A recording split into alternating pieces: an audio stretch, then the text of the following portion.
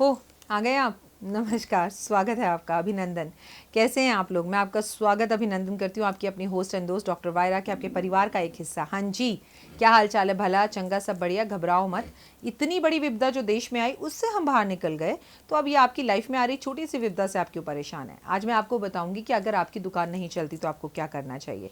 ये टॉपिक आप लोगों ने ही मुझे दिया, और अगर आपकी दुकान नहीं भी है तो आप इसको अपने बिजनेस के साथ जोड़ सकते हैं, अपनी नौकरी के साथ जोड़ सकते हैं। ऐसा नहीं है कि इस वीडियो को सिर्फ वही लोग देखें जिनकी दुकान है। अगर आपकी दुकान नहीं भी है तो भी आप अपने बिजनेस के साथ, काम के साथ हैंड सैनिटाइज कर लूँ।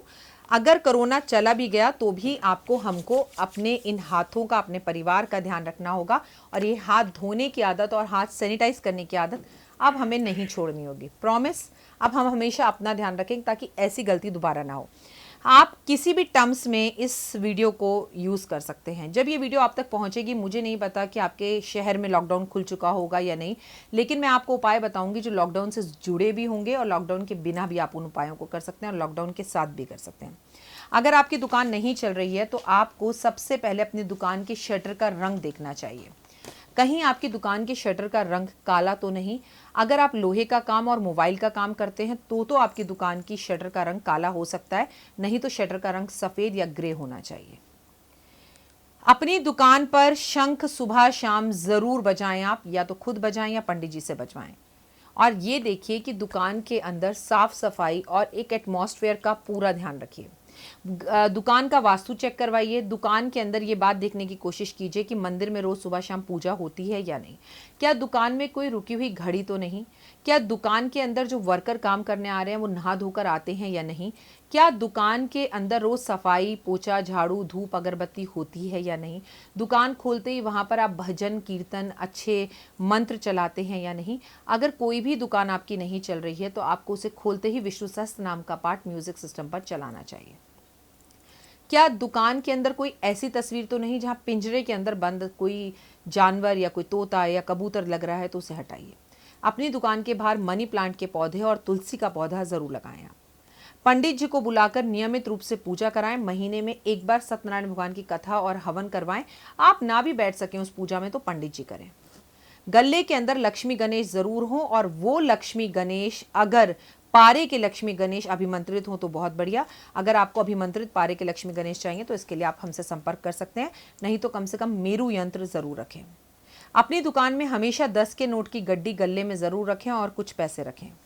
आपको अपने पितरों की तस्वीर अपने घर की दुकान पर नहीं लगानी, और अगर लगानी है तो दक्षिण की दीवार पर लगानी है, और उनके गले में हार भी जरूर होना चाहिए। एक गिलास में नींबू भरकर, मान लीजिए एक गिलास है, इसमें एक पानी भर लीजिए और उसमें रोज एक नींबू डालिए। शाम को जब आप दुकान बंद करें तो अपने पीछे की तरफ, ऐसे दुकान के बाहर जाकर पीछे की तरफ नींबू और पानी फेंक दीजिए, और अगले दिन फिर सुबह नया नींबू और पानी रखिए। इससे नेगेटिव एनर्जी खत्म होगी, नजर हटेगी। विष्णु सहस्त्र नाम का पाठ आपकी दुकान खुलते ही ऊंची आवाज में लगाने से आपका काम बहुत बढ़िया चलेगा। लोबान की धूप नियमित रूप से लगाएं तो बहुत बढ़िया, और गोमूत्र नियमित रूप से पंडित जी से दुकान पर छिड़कवाएं। टूटा हुआ कोई भी शीशा या चीज दुकान पर नहीं रखनी चाहिए। दुकान पे जरूरत से ज्यादा देवी देवता नहीं होने चाहिए, और किसी भी नौकर का अपमान आपकी दुकान पर नहीं होना चाहिए। किसी को भी आपकी दुकान पर आकर उसका पानी जरूर पूछें। कुछ मिश्री या टॉफी अपने ऑफिस के अंदर, अपनी दुकान पर आप जरूर रखें, जिसका इस्तेमाल करें। क्या आपकी दुकान के ऊपर छत है? अगर किसी और का ऑफिस है, दुकान है तो कोई बात नहीं। अगर आपकी दुकान के ऊपर छत है जिसका इस्तेमाल आप ही करते हैं, तो वहां पर छत पर एक बड़ा झंडा लगवा दीजिए, और छत की सफाई का भी पूरा ध्यान रखिए। देखिए कि छत पर किसी ने लक्कड़, लोहा लक्कड़, अखबार या इस तरह का कबाड़ तो नहीं रख रखा जो बोझ आपके सर पर आ रहा है। उसका साफ होना अत्यधिक ज़रूरी है, नहीं तो आप तमाम कोशिश करने के बाद भी आपकी दुकान नहीं चलेगी। मैं हूं डॉक्टर वायरा की। इस वक्त आप अपना और मेरा यूट्यूब चैनल देख रहे हैं। अगर लंबे समय से कोरोना की वजह से आपकी दुकान बंद थी तो दुकान खोलते ही सबसे पहले एक हवन करवाइए। भगवान में आस्था और विश्वास रखिए। दुकान के मुख्य द्वार पर शुक्रवार वाले दिन महीने में कम से कम एक दिन अपनी पत्नी को बुलाकर, या बेटी को बुलाकर, या माँ को बुलाकर, या किसी भी एक अच्छी महिला के हाथ से स्वास्तिक जरूर बनवाएं आप।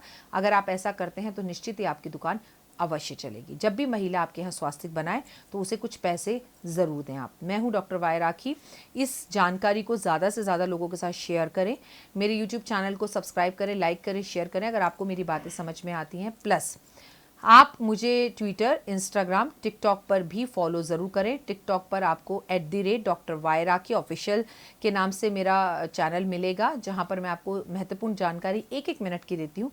ये छोटे छोटे उपाय आपकी लाइफ में बहुत काम आते हैं। अपना और अपनों का खासा ध्यान रखिए आप। मैं हूँ आपके साथ सदैव, आपको अच्छी बातें बताने के लिए। लेकिन अगर आपकी दुकान नहीं चल रही है तो इसका मतलब कहीं ना कहीं आपके माता पिता दुखी हैं। आप अपनी जिम्मेदारी को पूरी तरह निभा नहीं रहे, माता पिता को पैसे नहीं दे रहे। माता पिता के साथ संबंधों को अच्छा करें और उनको समय समय पर पैसे देते रहें। अब हम बात करते हैं आपकी दुकान खुलने पर आपको क्या करना है। जैसे लॉकडाउन में बंद थी, आपकी दुकान अभी खुली हुई थी, राशन की दुकानें तो बहुत खुली हुई थी।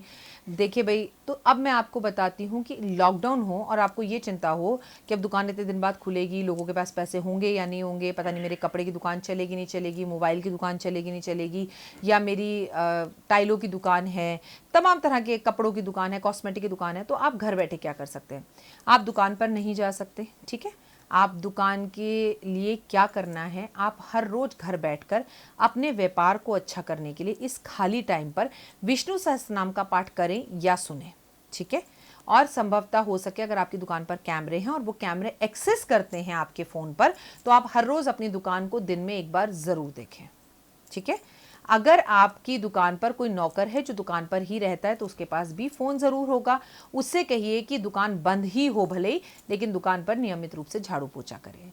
अगर आपकी दुकान लंबे समय से नहीं चल रही है तो अभी इस टाइम पर खाली जब आप परिवार के साथ लॉकडाउन पर बैठे हैं तो आपको अपनी दुकान के लिए और उसके व्यापार को अच्छा करने के लिए शुक्रवार वाले दिन विष्णु सहस्त्रनाम के पाठ के साथ साथ कनक धारा स्रोत का पाठ पढ़ना चाहिए। और माँ के आगे, लक्ष्मी जी के आगे आपको स्वयं, आपकी पत्नी को नहीं, जिसकी दुकान है, महिला है आपकी दुकान है तो भी आप करें, जिसकी दुकान है उसे आपको लक्ष्मी जी के आगे घी का दिया जलाना चाहिए। और घी का ना हो तो तिल्ली के तेल का जलाएं और उसमें 1 रुपए का सिक्का डाल दें। बाद में ये सारे 1 रुपए के सिक्के किसी कन्या को टॉफ़ी खाने के लिए दे दीजिए। इससे भी आपको बहुत लाभ होगा। दुकान आपकी लॉकडाउन के बाद हो या चले, इसके लिए आपका व्यवहार और स्वभाव अच्छा होना चाहिए, उसका वास्तु अच्छा होना चाहिए, आपका मन अच्छा होना चाहिए, आपकी दुकान की एंट्री अच्छी होनी चाहिए, आपको दुकान का वास्तु ज़रूर चेक कराना चाहिए, आपको दुकान पर रोज़ नहा धोकर जाना चाहिए, आपको गल्ले पर बैठकर भोजन नहीं करना चाहिए, आपको दुकान के अंदर स्वच्छता का ध्यान रखना चाहिए। आपके यहाँ जितने वर्कर्स काम करते हैं आपको उनकी दुआओं में रहना चाहिए, बददुआओं में नहीं रहना चाहिए। अपने यहाँ काम करने वाले वर्कर्स के साथ आपका स्वभाव अच्छा होना चाहिए। आपकी दुकान पर आने वाले लोगों के साथ आपका स्वभाव ऐसा होना चाहिए कि 10 दुकानों पर बेस्ट क्वालिटी मिलने के बावजूद वो सब दुकानों को छोड़कर आपके स्वभाव की वजह से आपकी तरफ खींचे चले आए। आपकी एक ज़बान आपको राजा और रंक बनाती है। ईश्वर से ये प्रार्थना करती हूँ कि आपकी दुकान बहुत ज़्यादा चले और इस लॉकडाउन के टाइम के बाद और भी अच्छी चले आपकी दुकान। इसके लिए आपके पास जो भी धन आता है वो आपकी पत्नी की किस्मत से आता है। ईश्वर ने आपको एक मौका दिया है परिवार के साथ बैठने का, तो अपनी पत्नी के साथ अपने संबंधों को अच्छा करें आप। जय माता दी।